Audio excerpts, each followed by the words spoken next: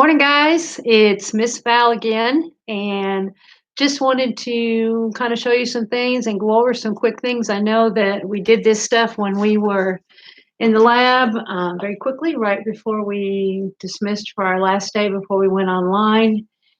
And I just kind of wanted to go over these skills slowly with you and make sure that you understood them. We will have lecture on this this coming Tuesday, I believe, on respiratory care. But I just kind of wanted to go over a few things with you. I'm trying to position so you can see the best. Kind of work out here a little bit. First thing I want to talk about is doing suctioning.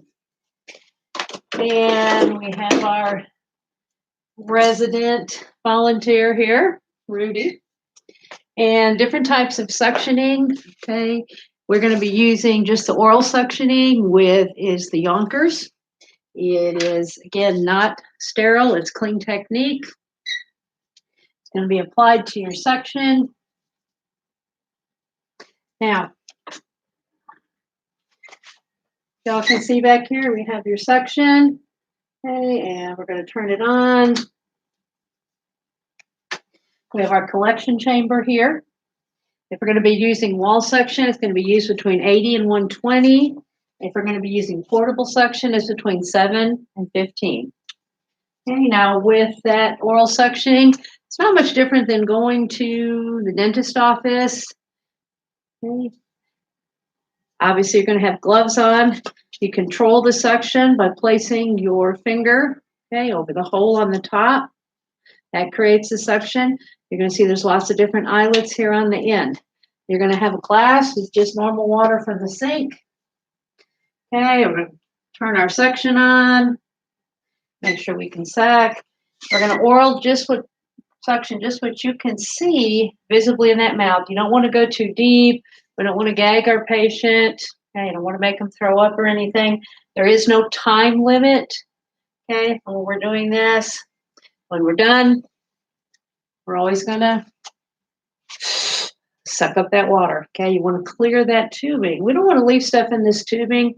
If you don't suction and clean out the tubing and let it go on in here to that collection chamber, number one, it can get clogged up. And number two, you got to think about all the nasty stuff that's going through there and growing in there. Okay, so we're always going to do that. Now, when you're done, this normally just gets taken off, placed on the headboard there, okay, with your patient. You're going to find some of our chronic respiratory patients, they like to keep that in bed next to them, okay? Some of them even keep it on. The next type of suctioning that we are going to talk about is your nasopharyngeal, okay, or called nasotracheal suctioning. And that is when we are going to go in the nair, okay? So we have a kit for that. And this is going to be sterile, so let's set this stuff aside here. Set our Yonkers aside. We are going to have some gauze. We're going to place some lube on that. Okay, I'll use my gloves here. We're using a 14 French suction kit. We're going to open it up. Okay. When you're going to open it, so take a quick look here. You're going to see that on the side here of the fold, there's a little box. We're going to pick that up. We're going to open it. Okay, without touching the inside, it has that plastic lining in there.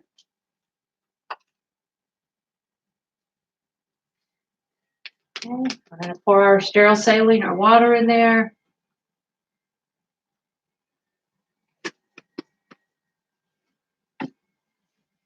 Okay, next we're going to go ahead and open up our kit. One side, you're going to see your sterile gloves. You're going to go ahead and put your sterile gloves on. You guys want to make sure you have the correct size. All right, I know I can't see everything in here. I'm sorry. Okay, also in this kit, you're going to see there's a little envelope. Inside of it is your suction catheter. You're going to see this part right here is where you actually control the suction. This is the part that we're going to go down. Okay. So what I'm going to do is I'm going to wrap this around my dominant hand. Okay. So that I have control of the end piece here. Then I'm going to contaminate my non-dominant hand. I'm going to plug it in. Again, my contaminated hand is going to turn on the suction, whether I'm using portable or whether I'm using the wall suction. Okay, I'm going to stretch it out. Now, I've got that lube over here, so I'm going to generously lube it. Okay. Now, when you suction, we only suction on the way out. Okay, and you can only suction for 10 seconds. All right. So, what I'm going to do is I'm going to go in that nair. Okay, pointed towards the ear, and I'm going to go about the same distance from nose to ear. And you're going to know that you've gone far enough, okay, when that patient starts to cough. So I've lubed, fingers off the suction. We're going to go in that nair. Okay. Right distance. Patient's going to cough. Once he starts to cough, then what I'm going to do is I'm going to have my finger up and down on the suction control intermittently, and hanging onto that suction catheter, making my way out, okay, within 10 seconds. Okay, then I have to wait at least a minute to give him time to reoxygenate. Okay, clear that tubing, suck it. I'm going to go down again. I'm going to re-lube. Again, go down intermittently with my thumb on the suction, round and around, out within 10 seconds, waiting at least a minute, okay, to give him time to reoxygenate. Okay, so next thing I want to talk to you about is tracheal suctioning. Now, with tracheal suctioning, okay, our patient may have an O2 collar over that, so they may be receiving O2 through that. And with the tracheal suctioning, we would obviously have opened a brand new kit. Okay? We would have done everything exactly the same way we did, except you don't lube to go down the trach. Okay? So let's say that I've got it, I've turned it on, okay, hanging on to it. I'm going to take this contaminated hand, I'm going to move this O2 collar to the side. Now with the trach, we're going to go in until that patient starts to cough through the trach. It'll be kind of like a, once he does, I'm going to pull back a centimeter before I begin my suctioning. Again, up and down with my thumb on the suction, round and around, out within 10 seconds, then quickly grabbing this suction catheter so I can get that O2 back on him, because he's probably turning pretty colors. Okay? So again, we moved it to the side. We're going to go in. He starts to cough. Pull back a centimeter, up and down, round and around, out within 10 seconds. Quickly taking my contaminated hand, putting that O2 back. Okay.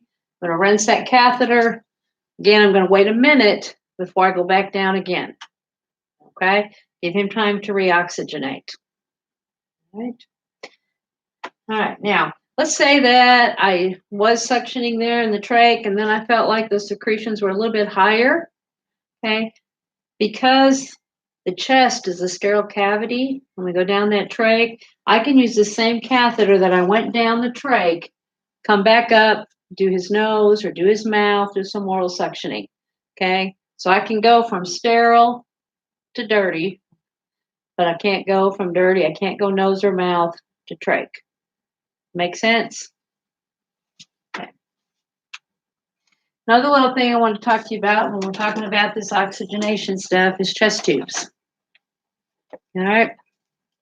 In the lecture, we'll talk about different reasons why people will have chest tubes. Cut my head off here, aren't I? Now, basically, when you look at the chest tube, taking care of the patient with the chest tube, you're going to see, okay, this pleural vac, okay, which is a container that all the secretions and air and gas and blood and fluid and everything go into, okay? They have different brand names, okay? Thoraceal, Pleurovac. You're going to see basically they're all made about the same. And I'm going to tell you they come with directions. Okay, a little packet that comes with this when you undo it, because we don't do chest tubes every day. All right. But just so you know, it comes with the information on how to do it. Okay, there's going to be a line here where it says there's a water seal. Up at the top here, it opens up. A little funnel comes with this. You're going to fill the water to where it says the water seal. Okay, the water seal keeps able to pull stuff out, but it can't return back in. Okay, and besides the water seal, the amount of suction that needs to be put in there, physician's going to order the amount on the little paper that comes with this. It'll tell you exactly how much water to put into that chamber. In here is going to be the collection chamber where it's collecting all that out. Okay, whether it be air, gas, fluid, blood, it's going to go in there. So part of your assessment when someone has a chest tube, as you come in, you're going to be looking to make sure the line of the water is at the water seal. Okay, correct amount of water is in there for suction because water does evaporate. So it's one of the things we have to assess. Now, normally in this chest tube, we should be looking at this patient that has a chest tube, and we should be gentle bubbling on expiration. Okay, not boiling. Okay, just gentle bubbling on expiration. Okay, if you see wild, okay, boiling in here, we have an air leak somewhere. Okay, now to find that air leak, you're going to go from the point of insertion, and oftentimes you're going to find it at that point of insertion on the chest, okay, where that chest tube is. What we do is we have a Vaseline gauze seal around that, okay, and a dressing. It is sewn in. We'll talk about this more in lecture, okay? But you want to look at that area of the chest, okay? Is that Vaseline gauze dressing in place? You want to look at the chest for a thing called crepitus. Crepitus is like bubble wrap. You've all had bubble wrap for packaging, and crepitus is little air bubbles that make its way in the chest, can go up to the neck. So you want to be assessing your patient for that has a chest tube. You can actually move those bubbles around. Obviously, that's bad. We want to call the doctor. Okay, we've got some leak in there, subcutaneous emphysema it's also caused. Okay, so if we think we have an air leak, we've got that boiling, what we'll do is we'll take a pair of shotted hemostats, and we're going to start at the patient where the insertion is, one this way, one this way. And we're going to go down in sections looking to see where that boiling stops. Okay? To that point, we'll know that that leak is in that section. Most of the time, it's right at the site, okay? Or sometimes it's where the connections are, okay? Another thing about chest tubes is you want to make sure that you keep them below the level of the chest. They're usually going to be hooked to suction. Patient needs to be ambulated. Patient needs to leave your unit to go to x-ray or somewhere. It can be taken off the suction, tubing just rolled up, goes with the patient. Okay, now, when it gets almost full, obviously this needs to be changed out. It doesn't get emptied, okay?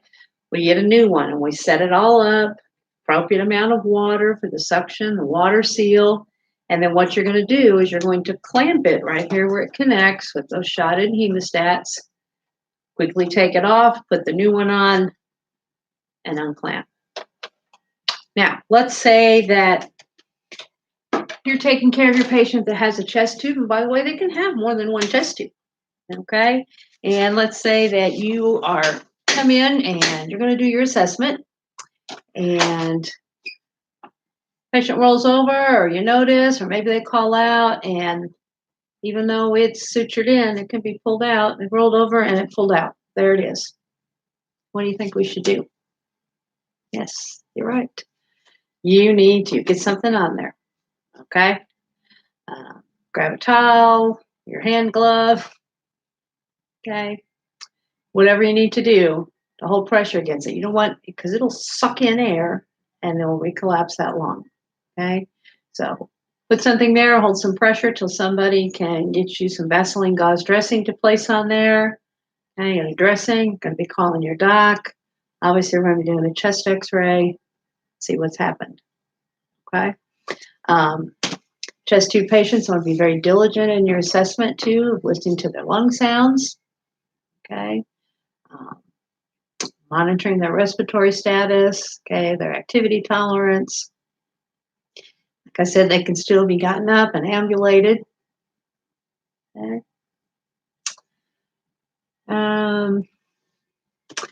Let's talk a little bit about trach care now. Move my stuff out here to the side a little bit and move a new table in. Just be patient with me for a second. Move my chest tube out of the way. So let's talk a little bit about trach care. When somebody has a new trach, they're going to have an excessive amount of excretions. So, when that gets clogged up, this is what our trach is. Okay. This is the inside that's going in. Okay. Got a syringe. It's going to pump up. Okay. That little balloon in there to help hold it in place. And then it'll have usually a Velcro type holder to hold it in place. Some of our older people still use the strings to hold those on. And we have an inner cannula and an outer cannula.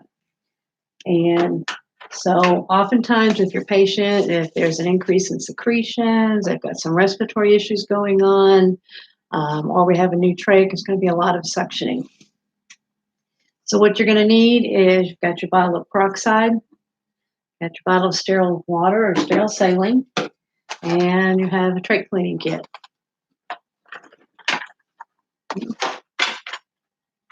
I'm trying to get so you can see my pictures here. Okay, so we're going to open that. On the top, you're going to see that there is a drape. I'm not worried about it being sterile. We're going to take this drape, shiny side down.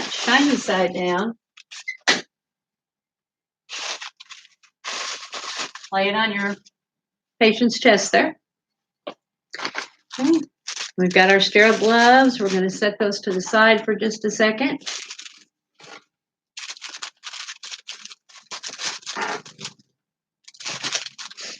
Okay.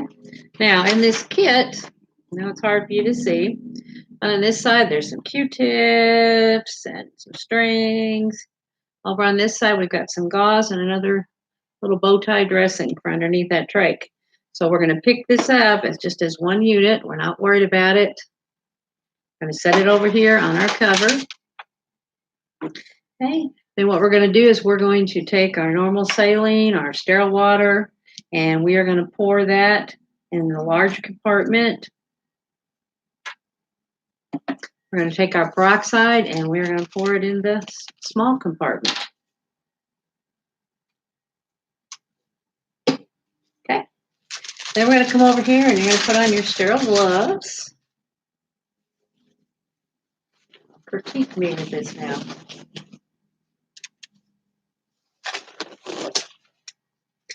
Now, what we're going to do is we're going to take, I've got 4 Q-tips in here. And I'm going to take 2 of them and I'm going to put them in the peroxide. And I'm going to set them to the side. And then I have 2 here I'm going to put into the water.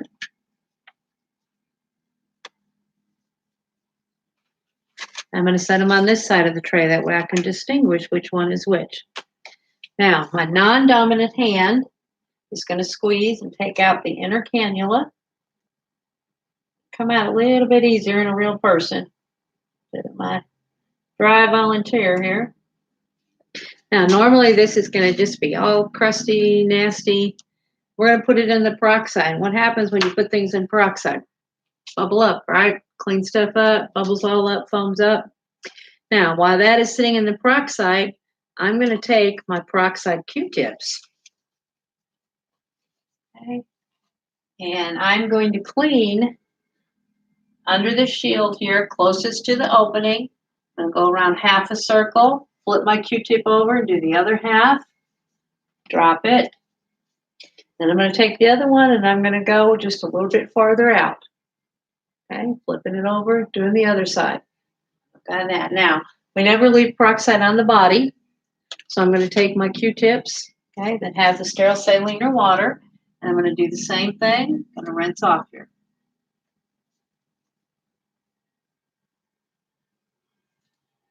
Okay, so I've gone again, both sides.